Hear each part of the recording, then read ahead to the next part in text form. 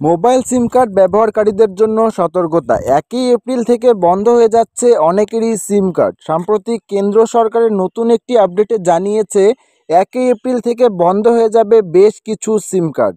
সিম card ব্যবহারকারীদের জন্য নতুন সতর্কতা জারি করেছে কেন্দ্রীয় সরকার।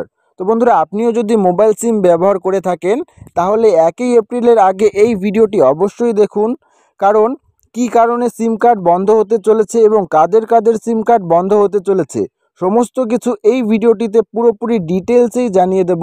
তাই ভিডিওটি অবশ্যই শেষ পর্যন্ত দেখুন এবং চ্যানেলটিতে নতুন দর্শক হয়ে থাকলে চ্যানেলটিকে সাবস্ক্রাইব করে অল নোটিফিকেশনটি অন করে রাখবেন। কেন্দ্র সরকার নতুন একটি আপডেটে জানিয়েছে জাল সিম কার্ড বিক্রি বন্ধ করতে কেন্দ্র সরকার সিম কার্ড ডিলারদের যাচাইকরণ বাধ্যতামূলক করেছে। এই যাচাইকরণ প্রক্রিয়া সম্পূর্ণ করার সময়সীমা আরও 2 মাস বাড়িয়ে 2025 সালের 31শে মার্চ পর্যন্ত করা হয়েছে।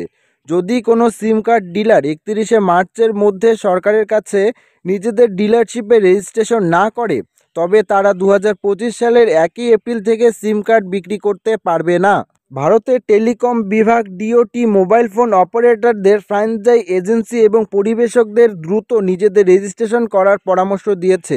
সরকার প্রথমে 2023 সালে আগস্ট মাসে সিম কার্ড ডিলারদের জন্য যাচাইকরণ বাধ্যতামূলক করেছে এবং সমস্ত franchise point of sale POS agent এবং টেলিকম অপারেটরদের সাথে পরিবেশকদের নিজেদের রেজিস্ট্রেশন করার জন্য 12 মাস সময় কিন্তু দিয়েছিল।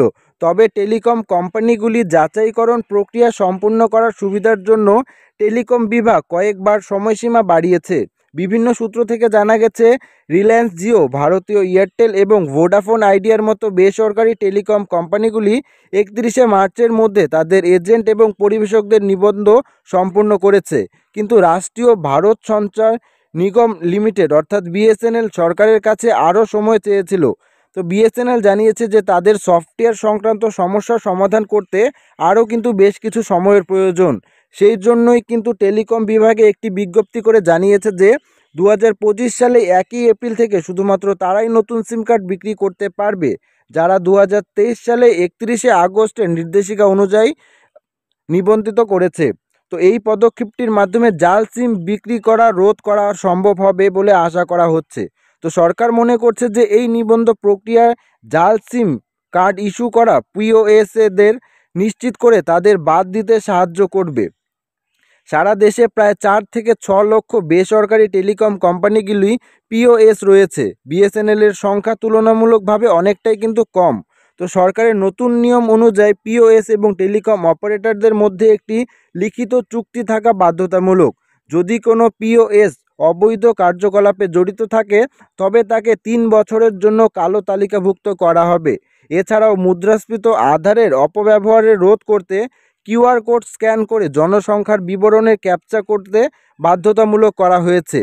একেবারে কোনো মোবাইল নম্বরে সংযোগ বিচ্ছিন্ন হলে 90 দিনের জন্য সেটি কোনো নতুন গ্রাহককে কিন্তু দেওয়া হবে না। এরই পাশাপাশি জম্মু ও কাশ্মীর, আসাম এবং উত্তর পূর্ব টেলিকম সার্কেল পিওএসের পুলিশ ভেরিফিকেশন বাধ্যতামূলক করা হয়েছে। যদি কোনো বিদ্যমান পিওএস নিবন্ধ ছাড়া গ্রাহকদের তালিকাভুক্ত করে তবে প্রতি পিওএসের জন্য 10 লক্ষ টাকা জরিমানা করা হবে।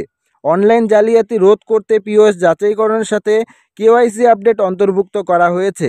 সিম সোয়েপ বা প্রতিস্থাপনের জন্য একটি কঠোর কেওয়াইসি প্রক্রিয়াও কিন্তু চালু করা হয়েছে। তো বন্ধুরা, বুঝতেই পারছেন যে 31শে মার্চের পর থেকে কিন্তু যারা রেজিস্ট্রেশনটি করবে না তাদের কিন্তু সিম কার্ড বাতিল হয়ে যেতে চলেছে। তো আশা করছি ভিডিওটি সবারই ভালো লেগেছে। ভিডিওটি এখানেই শেষ করছি। দেখা হচ্ছে পরবর্তী একটি ভিডিওতে।